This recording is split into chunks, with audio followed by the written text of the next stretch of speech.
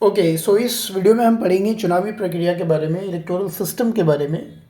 ठीक है, यहाँ पे इस लेक्चर में हम इलेक्शन कमीशन ऑफ इंडिया को तो पढ़ेंगे ही पढ़ेंगे। ठीक है, उसके बाद अच्छा क्या क्या पढ़ेंगे एक बार हम लोग थोड़ा जिक्र कर लेते हैं कि इस पूरे सेशन में हम करेंगे क्या, है ना। तो थोड़ा बेहतर क्लियरिटी आएगी कि हम लोग पढ़ने क्या वाले हैं। Of course election commission of India के बारे में पढ़ेंगे। ठीक है, उसके बाद और हम क्या पढ़ेंगे, उसके बाद हम पढ़ेंगे पॉलिटिकल पार्टीज़ के बारे में। ठीक है, पॉलिटिकल पार्टीज़ के बारे में, पॉलिटिकल पार्टीज़ के बारे में पढ़ेंगे का मतलब है कि पॉलिटिकल पार्टीज़ वर्सेस आरटीआई। ठीक है, पॉलिटिकल पार्टीज़ वर्सेस आरटीआई, इसके बारे में जो है हम पढ़ेंगे समझेंगे। ठीक है, उसके बाद हम जो है कुछ कानून के बारे में पढ़ेंगे। हम आरपीए के बारे में पढ़ेंगे, आरपीए 1950 के बारे में पढ़ेंगे, 1951 के बारे में पढ़ेंगे। फिर अभी 2023 का एक कानून आया है सीईसी एंड ईसी एक्ट। देखो तुम्हारा करंट अफेयर्स भी स्टैटिक के साथ ही कवर हो जा रहा है। यही पढ़ने की खूबसूरती, मतलब यही पढ़ने का तरीका होता है सिविल सर्विसेज के लिए ना। ऐसे ही पढ़ने का तरीका होता है, जो तरीका मुझे बहुत बाद में पता चला। ठीक है, तो 2023 में ये कानून है सीईसी ईसी एक्ट, इसको भी जो है हम इसी में कवर करेंगे। ठीक है, उसके बाद हम जो है इलेक्टोरल रिफॉर्म्स के बारे में पढ़ेंगे। ठीक है, मतलब चुनावी सुधार के बारे में, इलेक्टोरल रिफॉर्म्स के बारे में जो है हम पढ़ेंगे। ओके, फिर हम जो है बड़े बड़े टॉपिक्स के नाम ले रहे हैं, बीच बीच में छोटे टॉपिक्स भी आएंगे। डीलिमिटेशन के बारे में पढ़ेंगे।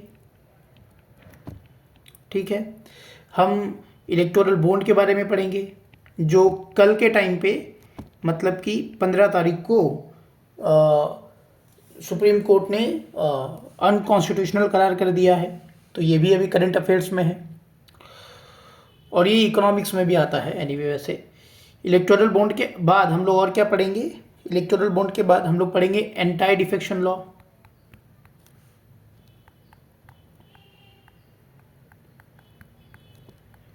एंटी डिफेक्शन लॉ के बारे में जो है हम लोग पढ़ेंगे। ठीक है, तो लगभग हम लोग इतनी चीज़ें चर्चा करेंगे। हालांकि कुछ छोटे मोटे टॉपिक्स भी आएंगे, जैसे ईवीएम के बारे में पढ़ेंगे, वीवीपैट के बारे में पढ़ेंगे, टोटलाइजर के बारे में पढ़ेंगे। ठीक है, डिस्क्वालिफिकेशन कैसे होता है, डिस्क्वालिफिकेशन की क्या प्रक्रिया है of law makers, disqualification of law makers, उसके बारे में जो है हम चर्चा करेंगे। तो कई सारी चीज़ें जो है हम पढ़ेंगे। हम नोटा के बारे में पढ़ेंगे। तो ये छोटे मोटे टॉपिक्स हैं, ये तो कवर होना ही होना है। ठीक है, तो शुरू करते हैं अपने इलेक्शन कमीशन ऑफ इंडिया से। ठीक है, नोट्स करते रहना, अपना शॉर्ट नोट्स होना जो है बहुत ज़रूरी है, और थोड़ा सा क्रिटिकली सोच कर चलेंगे। ठीक है, सो शुरू करते हैं election commission of India. Election commission of India, right, भारतीय चुनाव आयोग। ठीक है, इलेक्शन कमीशन ऑफ इंडिया का जिक्र हमें कहाँ पे मिलता है, भारतीय संविधान के पार्ट 15 में मिलता है। आर्टिकल्स की बात करें तो आर्टिकल 324 से लेकर के आर्टिकल 329 तक जो है हमें जिक्र मिल जाता है लगभग पार्ट 15 में। आर्टिकल 324 क्या कहता है उस पर बात करते हैं। आर्टिकल 324 क्या कहता है उसको समझते हैं। थोड़ा मैं इसको साइड कर देता हूँ, ऐसे साइड हो जा भाई, यहाँ पे जहाँ। आर्टिकल 324 क्या कहता है, आर्टिकल 324 कहता है कि पार्लियामेंट का चुनाव हो, पार्लियामेंट मतलब कि लोकसभा का चुनाव हो या राज्यसभा का चुनाव हो, या असेंबली का इलेक्शन हो मतलब विधानसभा का चुनाव हो, या प्रेसिडेंट का चुनाव हो मतलब राष्ट्रपति का चुनाव हो, या वाइस प्रेसिडेंट अर्थात उपराष्ट्रपति का चुनाव हो। ठीक है, तो ये चुनाव करवाने की शक्ति, ये चुनाव करवाने की शक्ति, शक्ति का मतलब आर्टिकल 324 कहता है सुपर इंटेंडेंस डायरेक्शन एंड कंट्रोल। तो इन पांचों election, parliament, assembly, president, vice president election करवाने की शक्ति मतलब सुपर इंटेंडेंस डायरेक्शन कंट्रोल किसके पास होगी? इलेक्शन कमीशन ऑफ इंडिया के पास होगी। और इलेक्शन कमीशन ऑफ इंडिया की स्थापना कब होती है? 25 जनवरी 1950 में जो है इलेक्शन कमीशन ऑफ इंडिया की स्थापना होती है। और 25 जनवरी को हम मनाते हैं नेशनल वोटर्स डे।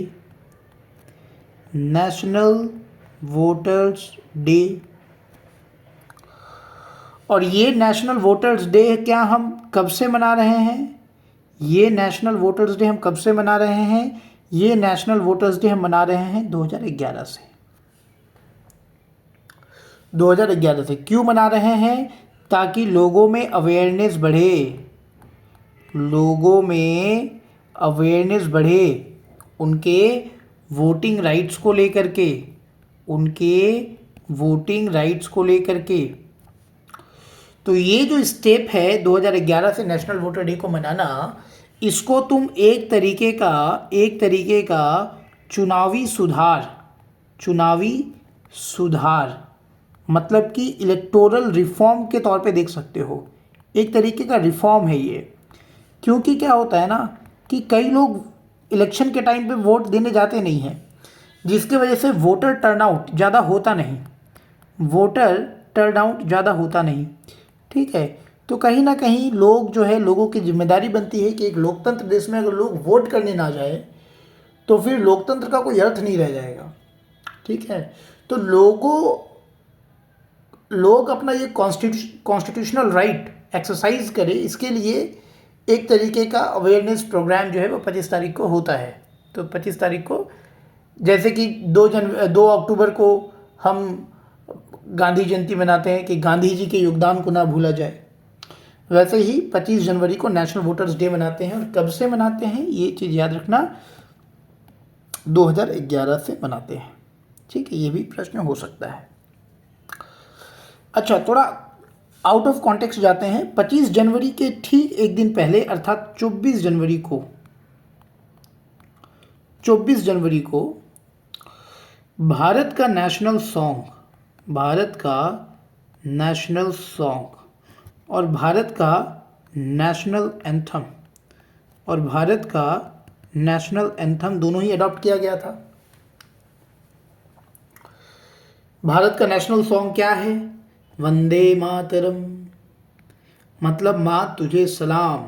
वंदे का मतलब होता है वंदना। ठीक है, वंदना, माँ तुझे सलाम, वंदे मातरम। ठीक है, वंदे मातरम ये नेशनल सॉन्ग है। और वंदे मातरम को किसने लिखा था ये भी थोड़ा याद रख लो। हालांकि ये सब मॉडर्न हिस्ट्री जब पढ़ोगे तो वो हम लोग पढ़ेंगे, लेकिन फिर भी थोड़ा समझ जाओ। नेशनल सॉन्ग वंदे मातरम किसने लिखा था? बंकिम चंद्र चैटर्जी।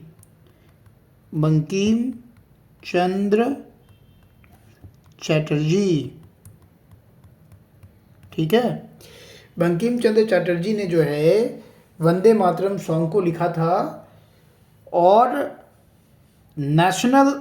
कब लिखा था वंदे मातरम सॉन्ग को? ठीक है, तो ये वंदे मातरम जो है 1880s में लिखा गया था। ये 1880s के दौर पे जो है वंदे मातरम को जो है लिखा गया था। समझ में आ रहा है मेरे भाई? वंदे मातरम का मतलब होता है माँ तुझे सलाम या आई प्रेज यू मदरलैंड, इस तरीके की जो है चीज़ें होती हैं। नेशनल एंथम क्या है? नेशनल एंथम क्या है? नेशनल एंथम है जन गण मन। किसने लिखा? टैगोर जी ने लिखा, रविन्द्रनाथ टैगोर ने लिखा। कब लिखा? 1911 में लिखा, जन गण मन। ओके। तो हालांकि ये सारी चीज़ें हम लोग जो है मॉडर्न हिस्ट्री में पढ़ेंगे, बट समझो अभी, ठीक है।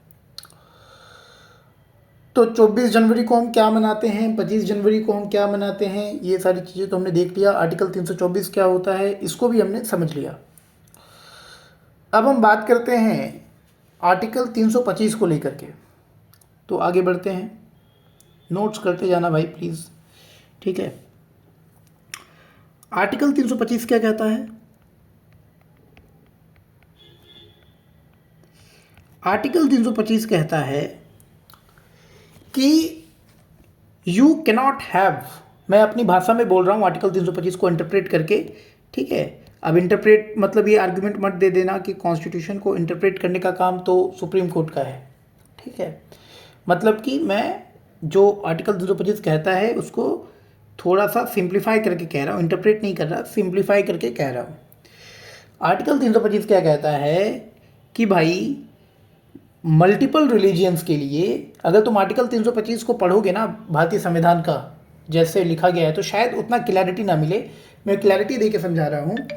आर्टिकल 325 कहता है कि मल्टीपल रिलीजियंस के लिए, मतलब कि रिलीजियंस के आधार पे, कास्ट के आधार पे, सेक्स के आधार पे आपको सेपरेट इलेक्टोरेट नहीं मिल सकता। ध्यान समझना, अभी मैं समझाऊंगा, ठीक है। सेपरेट इलेक्टोरेट मतलब कि you cannot have multiple electorates based on religions, caste, sex. मतलब कि हिंदू ये नहीं बोल सकता कि देखो भाई हम जो हैं हमारी कम्युनिटी से बस जो है हिंदू कैंडिडेट आएगा। इसको ऐसे समझो, इसको मैं तुमको ऐसे समझाता हूँ कि एक क्लास है जहाँ पे चुनाव होने हैं मॉनिटर का, ठीक है। एक क्लास है जहाँ पे मान लो ये एक क्लास है जहाँ पे चुनाव होने हैं मॉनिटर का। तो यहाँ पे बच्चे नहीं बोल सकते कि देखो हर चश्मा पहनने वालों के लिए जो है एक चश्मा वाला व्यक्ति खड़ा होगा, ठीक है। एक जितने भी बच्चे चश्मा पहनते हैं वो चश्मा पहनने वाले व्यक्ति सिर्फ उन्हीं को वोट देंगे जो चश्मा पहना है। लड़कियां सिर्फ लड़कियों को वोट देगी, ठीक है। जो लंबे लड़के हैं वो सिर्फ लंबे लड़के को वोट देंगे। समझ रहे हो कि नहीं? विच मीन्स कि अगर मैं बात करूं रिलीजन के आधार पे, सेपरेट इलेक्टोरेट का अर्थ क्या होता है रिलीजन के आधार पे, कि मुस्लिम समुदाय या हिंदू समुदाय या अन्य कोई धर्म, एनी अदर रिलीजन, ये नहीं कह सकता कि भाई साहब हमारे लिए एक अलग से जो है इलेक्टोरेट होना चाहिए। मतलब कि हमारे कॉन्स्टिट्यूएंसी से सिर्फ मुस्लिम खड़े होंगे और सिर्फ मुस्लिम से उनको वोट देंगे। समझ में आ रहा है मेरे भाई? ठीक है। तो ये सब चीज़ नहीं चलेगा, सेपरेट इलेक्टोरेट नहीं चलेगा। आर्टिकल 325 बोलता है कि एक ही इलेक्टोरेट होगा, यूनिफाइड इलेक्टोरेट होगा, unified electorate based on the idea of citizenship, based on the idea of citizenship.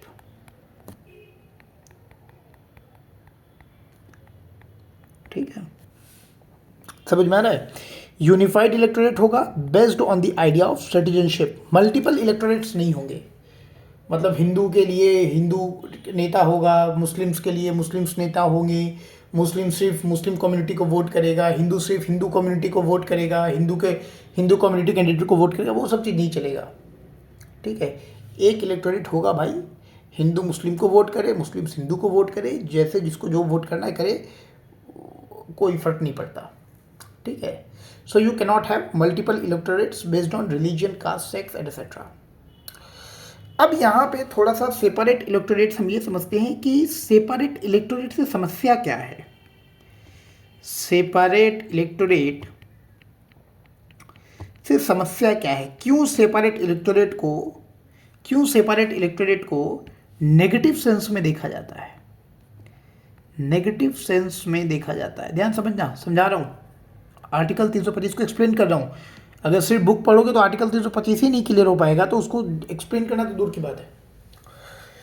Separate electorate को नेगेटिव सेंस में क्यों देखा जाता है, क्योंकि सेपरेट इलेक्टोरेट मेरे भाई, अरे यार क्या हो रहा है भाई, एक सेकेंड इधर आएगा क्या यार, बड़ा परेशान करता है। हाँ यहाँ पे आ गया, ओके सॉरी। तो सेपरेट इलेक्टोरेट को क्यों नेगेटिव सेंस में देखा जाता है, क्योंकि सेपरेट इलेक्टोरेट जो है ना मेरे भाई, ये कम्युनल आइडेंटिटी को प्रमोट करता है। किसको? कम्युनल आइडेंटिटी, मतलब मैं बताता हूँ अभी। कम्युनल आइडेंटिटी को प्रमोट करता है। मान लो कि एक क्रिकेट मैच हो रहा है, ध्यान समझना, क्रिकेट मैच हो रहा है, और क्रिकेट मैच में क्या होता है कि मान लो एक ग्राउंड है, एक स्टेडियम है जो कि इंडिया में है, ठीक है। तो दो तरीके का मैच को मैं अज्यूम करता हूँ कि एक मैच है जो इंडिया वर्सेस पाकिस्तान है,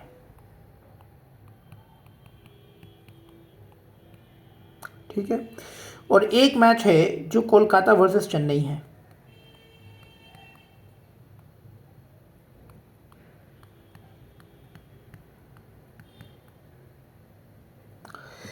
यहां पे क्या हो रहा है, ये जो इंडिया वर्सेस पाकिस्तान है ना, ध्यान समझना, ये जो इंडिया वर्सेस पाकिस्तान है ना, ये हमें यूनिफाइड इलेक्टोरेट का एग्जांपल दिखा रहा है। यूनिफाइड इलेक्टोरेट, ध्यान समझना, मैं एक एनालॉजी देने की कोशिश कर रहा हूँ।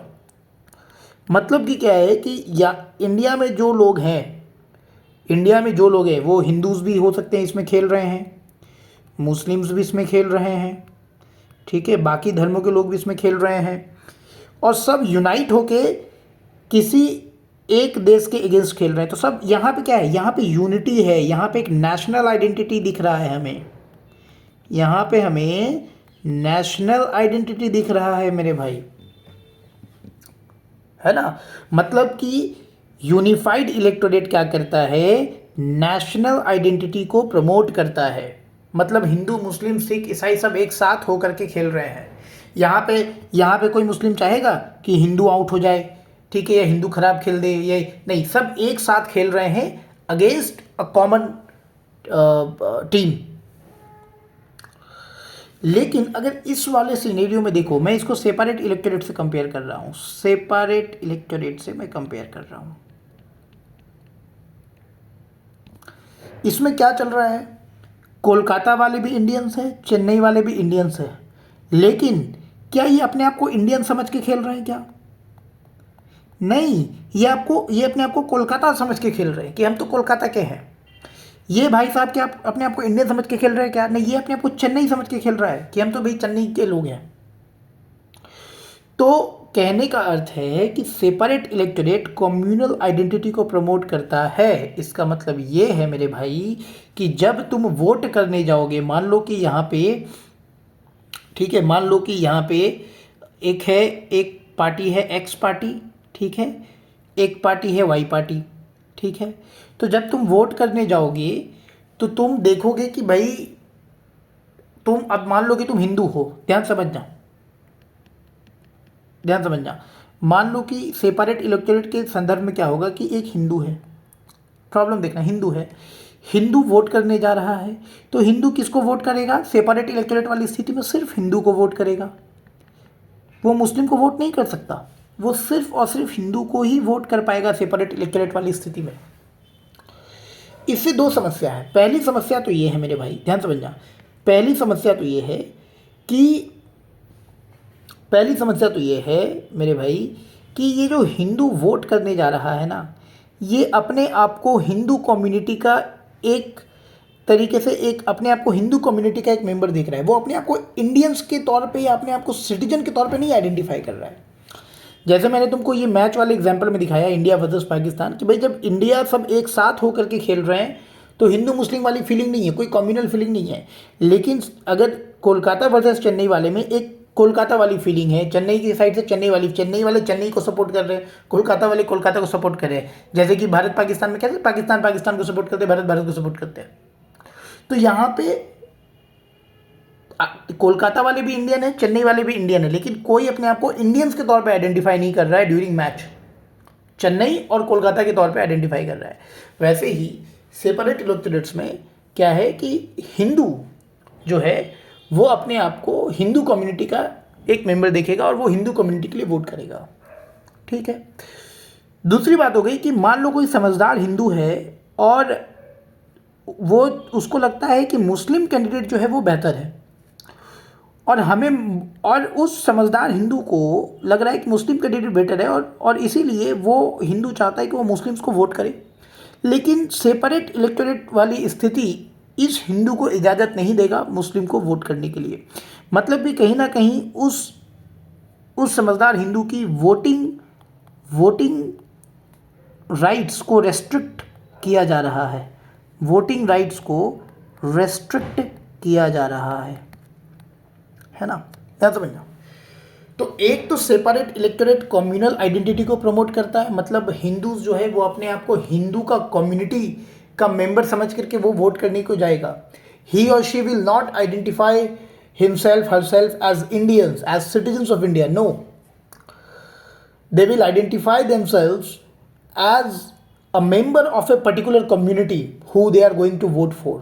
ध्यान से समझना भाई, ठीक है। Secondly, it even restricts your voting rights, तो तुम्हारे एक महत्वपूर्ण कॉन्स्टिट्यूशनल राइट को जो है तुम्हारे एक महत्वपूर्ण कॉन्स्टिट्यूशनल राइट को रेस्ट्रिक्ट किया जा रहा है सेपरेट इलेक्टोरेट के माध्यम से। दूसरी समस्या ये है, तो हमने क्या देखा, थोड़ा मैं यहाँ पे लिख लेता हूँ, हमने क्या देखा। तो सेपरेट इलेक्टोरेट प्रॉब्लम क्या है, एक तो कम्युनल आइडेंटिटी को प्रमोट किया जा रहा है, दूसरा तुम्हारे वोटिंग राइट्स को रेस्ट्रिक्ट किया जा रहा है, वोटिंग राइट्स को रेस्ट्रिक्ट किया जा रहा है, ये भी एक समस्या है। तीसरा क्या होगा कि जो हिंदू कम्युनिटी का जो कैंडिडेट हिंदू कम्युनिटी से आया है वो सिर्फ और सिर्फ हिंदुओं को मोबिलाइज करने में, हिंदुओं को खुश करने में, हिंदुओं को अपीज करने में लगा हुआ रहेगा। मतलब कि सिर्फ एक पर्टिकुलर कम्युनिटी को मोबिलाइज किया जाएगा, पर्टिकुलर कम्युनिटी। उसी तरीके से मुस्लिम्स जो हैं वो सिर्फ अपने ग्रुप को जो है मोबिलाइज करेंगे, अपने ग्रुप की चिंता करेंगे, अपने ग्रुप पर रिसोर्सेज खर्चा करेंगे। तो पर्टिकुलर कम्युनिटी पे जो है फोकस किया जाएगा हर कम्युनिटीज़ के द्वारा। और इसके वजह से क्या होगा, इसके वजह से जो कानून बनाए जाएंगे वो डिस्क्रिमिनेटरी बनाए जाएंगे कानून। समझ में आ रहा है मेरे भाई। आज के टाइम पे हम यूनिफॉर्म सिविल कोड की बात कर रहे हैं। अब मान लो सेपरेट इलेक्टोरेट होगा तो मुस्लिम्स क्या कहेगा, मुस्लिम्स का जो लेजिस्लेशन होगा, जो कानून मुस्लिम बनाएगा वो तो वही होगा ना जो उनके कौम को खुश करे। तो वो मान लो कानून बना देते हैं कि आपको जो है हमारे कम्युनिटी के लोग तो बस शरीयत को मानेंगे, हम किसी आईपीसी सीआरपीसी को नहीं मानेंगे, कानून बना दिया। ठीक है, हिंदूज़ ने कानून बना दिया कि हम तो भाई हर जगह जो है भगवा पहन के जाएंगे। ठीक है, तो बहुत ही ज़्यादा कम्युनलाइज हो जाएगा चीज़ें। तो ये जो डिस्क्रिमिनेटरी लेजिस्लेशन आएगा ना, ये भारत जैसे देश में चलेगा नहीं, क्योंकि भारत जो है एक डाइवर्स कंट्री है मेरे भाई, और भारत एक डाइवर्स कंट्री है और यहाँ पे इंक्लूसिविटी की ज़रूरत है, सबको एक साथ काम करने की ज़रूरत है, तभी जा कर के हम डाइवर्सिटी में यूनिटी खोज पाएंगे। ठीक है, नहीं तो अगर सब हर कम्युनिटी अपने अपने तरीके से कानून बनाने लगे, ठीक है, लेजिस्लेशन बनाने लगे, तब तो फिर भारत तबाह हो जाएगा। एग्जाम्पल के तौर पे मेरे भाई 1906 में सॉरी इधर 1906 में ऑल इंडिया मुस्लिम लीग का गठन हुआ। ये मॉडर्न हिस्ट्री में हम लोग पढ़ेंगे वैसे। ऑल इंडिया मुस्लिम लीग का गठन हुआ 1906 में। और ऑल इंडिया मुस्लिम लीग ने अंग्रेज के पास जाके सेपरेट इलेक्टोरेट की मांग करी, सेपरेट इलेक्टोरेट की मांग करी। तो ये जो सेपरेट इलेक्टोरेट वाली व्यवस्था है ना, ये अंग्रेजों के टाइम की है भाई। अंग्रेज जो है इस चीज़ को प्रमोट कर रहे हैं, अंग्रेजों ने ही इसकी शुरुआत करी है, ठीक है, अंग्रेजों ने ही इसकी शुरुआत करी है। क्यों? अंग्रेजों की मंशा क्या थी? अंग्रेजों की मंशा थी कि इंडियन नेशनल कांग्रेस, थोड़ा सा हिस्ट्री से समझो इस चीज़ को, इंडियन नेशनल कांग्रेस जहाँ जो कि हिंदू डोमिनेटेड पार्टी थी, जो कि हिंदू डोमिनेटेड पार्टी थी, हिंदू डोमिनेटेड पार्टी थी, और राष्ट्रीय आंदोलन को जो है आगे लेकर के जा रही थी। तो राष्ट्रीय आंदोलन को दबाने का मतलब इंडियन नेशनल कांग्रेस को दबाना, और इंडियन नेशनल कांग्रेस को दबाने का मतलब इसके विरोध में एक पार्टी खड़ी कर दो, ठीक है। और अंग्रेजों ने किसको खड़ा कर दिया? ऑल इंडिया मुस्लिम लीग को खड़ा कर दिया इसके विरोध में।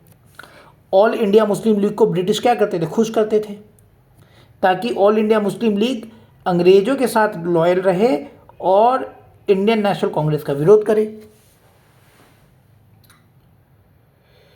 समझ में आ रहा है? तो सेपरेट इलेक्टोरेट वाली व्यवस्था अंग्रेजों कॉलोनियल एरा में थी, जिसका इस्तेमाल अंग्रेज जो है अपने डिवाइड एंड रूल को चलाने के लिए करते थे, ठीक है, डिवाइड एंड रूल को चलाने के लिए करते थे। उस वक्त ऑल इंडिया मुस्लिम लीग ने अंग्रेजों से का मतलब है कि उस वक्त जो है मिंटो साहब जो है वो वाइसरॉय थे भारत के, सब मॉडर्न हिस्ट्री में पढ़ेंगे, ठीक है। तो मिंटो साहब से कहा कि देखो साहब, हम मुस्लिम्स तो, हमारी जनसंख्या तो बहुत कम है, तो अगर हमारी जनसंख्या बहुत कम है तो हमें जो है हमारा पॉलिटिकल रिप्रेजेंटेशन तो रहेगा ही नहीं, हमारा पॉलिटिकल रिप्रेजेंटेशन तो रहेगा ही नहीं, ठीक है। तो हमें भी जो है पॉलिटिकल रिप्रेजेंटेशन चाहिए, ठीक है। मतलब समझो कि मुसलमानों की जनसंख्या कम थी। जनसंख्या कम होने का मतलब क्या है कि उनको जो है एनफ पॉलिटिकल रिप्रेजेंटेशन नहीं मिलेगा, ठीक है। बोलोगे भैया समझ नहीं आ रहा, इसको ऐसे समझो, मान लो कि तुम्हारे क्लास में जो है, तुम्हारे क्लास में, जैसे तुम एक क्लास में हो और तुम्हारे क्लास में 4 लोग ऐसे हैं, तुम्हारे क्लास में टोटल स्ट्रेंथ 200 बच्चों की है, 200 बच्चे हैं, 200 बच्चे में 20 बच्चे ऐसे हैं जो बहुत कमज़ोर हैं, बहुत वीक है पढ़ने में, और 180 बच्चे बहुत तेज हैं, ठीक है। तो अगर चुनाव होगा, अगर यूनिफाइड इलेक्टोरेट पे चुनाव होगा, यूनिफाइड इलेक्टोरेट, ध्यान समझना, यूनिफाइड इलेक्टोरेट पे चुनाव होगा तो क्या होगा? मान लो कि 200 में से एक लीडर चुना जाना है, ठीक है। तो कितनी प्रोबेबिलिटी है कि इस वाले लोग में से, ये जो 20 वाले लोग हैं, ये जो 20 लोग हैं जो कि माइनॉरिटी में हैं, इस क्लास में माइनॉरिटी में है, ये चुन के आए?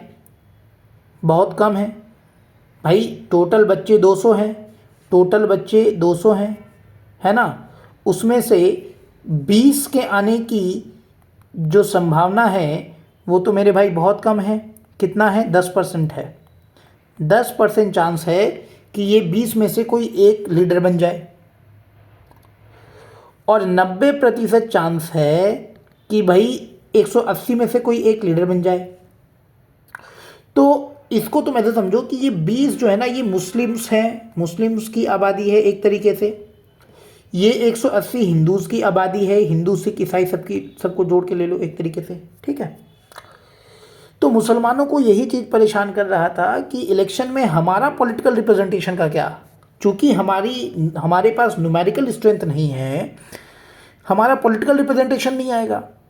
तो आप ऐसा करो, आप सेपरेट इलेक्टोरेट कर दो, कि मतलब ये हो गया कि ये जो 180 लोग हैं, 200 में ये जो 180 लोग हैं, ये सिर्फ और सिर्फ इन्हीं 180 में से लोगों को वोट करेंगे, ठीक है। हाँ, हमें काउंट नहीं किया जाएगा, ये 180 लोग में हमें काउंट नहीं किया जाएगा। हमारे पास एक अलग से हमारे पास ये जो 20 लोग हैं ना, 20 लोग में से एक कैंडिडेट हम अलग से खड़ा करेंगे और यही 20 लोग जो है वोट करेंगे। ठीक है, समझ में आ रहा है? तो ऐसी चीज़ें की गई ताकि इनका पॉलिटिकल रिप्रेजेंटेशन, इन 20 लोगों का पॉलिटिकल रिप्रेजेंटेशन इन 180 के बीच में डाइल्यूट ना हो जाए। ध्यान से समझने की कोशिश करना। ठीक है, तो ऐसी स्थिति में अंग्रेज मान गए, और अंग्रेज मान गए तो ये जो 20 लोगों में जो इनका लीडर बना, ठीक है, जो कि उस वक्त आगा खान थे, आगा खान 3, ठीक है, बाद में चल के मोहम्मद जिन्ना, जो कि किन को रिप्रेजेंट कर रहा है, जो कि सिर्फ इन 20 लोगों को रिप्रेजेंट कर रहा है। ध्यान समझना, मैं समझाने की कोशिश कर रहा हूँ, जो कि इन सिर्फ 20 लोगों को रिप्रेजेंट कर रहा है।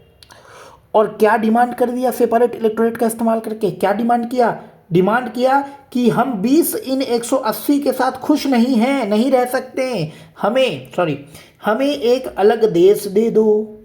ठीक है, तो पार्टीशन, ठीक है, तो ये जो सेपरेट इलेक्टोरेट हम देख रहे हैं ना कहीं ये पार्टीशन ऑफ इंडिया की बड़ी वजह बनी।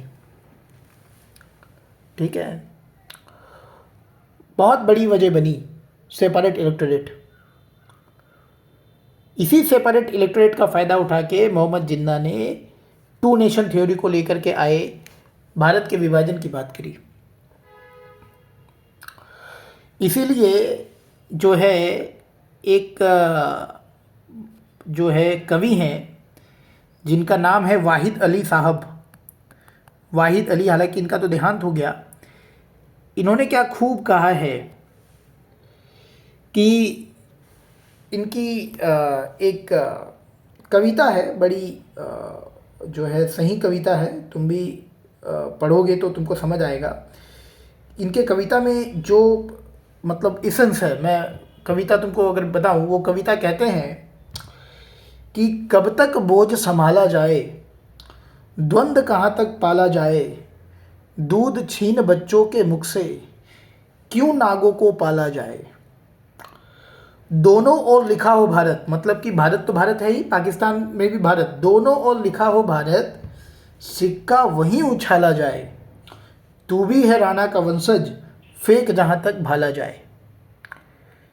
मतलब समझने की कोशिश करो, वाहिद अली साहब कहने की कोशिश कर रहे हैं कि ये जो पाकिस्तान बना, ये एक गलती है हमारी, ये हमारी एक गलती है और इसको सुधारने की ज़रूरत है। लेकिन आज का राजनीतिकरण, आज की पॉलिटिक्स ऐसी हो गई है, मान लो कि तुम कभी घर बना रहे हो और गलती से बाथरूम गलत जगह पे बना लिए, ठीक है, गलत जगह पे बन गया, तो आने वाले दिनों में जब तुम फिर से रिकंस्ट्रक्ट करोगे या जो तुम्हारे बेटे आएंगे वो फिर से एक्सटेंशन करेंगे, तो उस गलती को वो सुधारेंगे, उस गलती को ढोएंगे नहीं। वही वाहिद अली साहब कहते हैं कि कब तक बोझ संभाला जाए और द्वंद्व कहाँ तक पाला जाए। द्वंद्व मतलब पाकिस्तान और भारत के बीच में जो कंपटीशन है, ये कब तक चलेगा? हम लोग कभी तो एक थे, एक गलती हो गई, विभाजन एक गलती थी। ठीक है, हम लोग कहते हैं कि भारत आज़ाद हो गया, भारत आज़ाद हो गया। भारत तो आज़ाद हुआ, लेकिन किस कीमत पे, किस कीमत पे आज़ाद हुआ? कितने लोग बेघर हो गए, कितने लोग मारे गए, कितने लोगों की प्रॉपर्टी छीनी गई, कितना रेप हुए, बलात्कार हुए। पाकिस्तान से जब भारत ट्रेनें आती थी तो लोगों के कटे हुए गले, कटा हुआ हाथ ऐसे लोड करके आता था। ठीक है, और क्या पाकिस्तान बनने से समाधान निकल गया? आज के टाइम पे कश्मीर भारत का इशू हो गया, टेररिज्म का इशू हो गया, माइग्रेशन इशू हो गया। आज तक भारत और पाकिस्तान में किसी भी तरीके का डिप्लोमेटिक रिलेशन नहीं है। तो वही वाहिद अली साहब ने कहा कि कब तक बोझ संभालेंगे भाई, कब तक बोझ संभाला जाए, द्वंद्व कहाँ तक पाला जाए, दूध छीन बच्चों के मुख से, क्यों नागों को पाला जाए। नागो मतलब पॉलिटिशियंस, जो इस गलती को सुधारना नहीं चाहते। दोनों ओर लिखा हो भारत, सिक्का वहीं उछाला जाए। मतलब जो लोग यूनिटी की बात कर रहे हैं, सिक्का वहीं पे उछालो, अपना वोट वहीं डालो, तू भी है राणा का वंशज, फेंक जहां तक भाला जाए। आगे वाहिद अली साहब कहते हैं, इस बिगड़ेल पड़ोसी को तो, मतलब कि पाकिस्तान के बारे में कहते हैं, इस बिगड़ेल पड़ोसी को तो फिर शीशे में ढाला जाए, तेरे मेरे दिल पर ताला, राम करे ये ताला जाए। ताला मतलब लॉक। वाहिद के घर दीप जले तो, वाहिद मतलब वाहिद अली साहब अपने बारे में कह रहे हैं, मतलब एक मुस्लिम के घर दीप जले तो मंदिर तलक उजाला जाए, कब तक बोझ संभाला जाए, युद्ध कहाँ तक टाला जाए, तू भी है राणा का वंशज, फेंक जहाँ तक भाला जाए। सो वाहिद अली साहब बहुत ही खूबसूरत कविता कहते हैं, और जो भारत पाकिस्तान का जो विभाजन था उसको बहुत ही दुखद नज़रिए से जो है देखते हैं। एक सेकंड।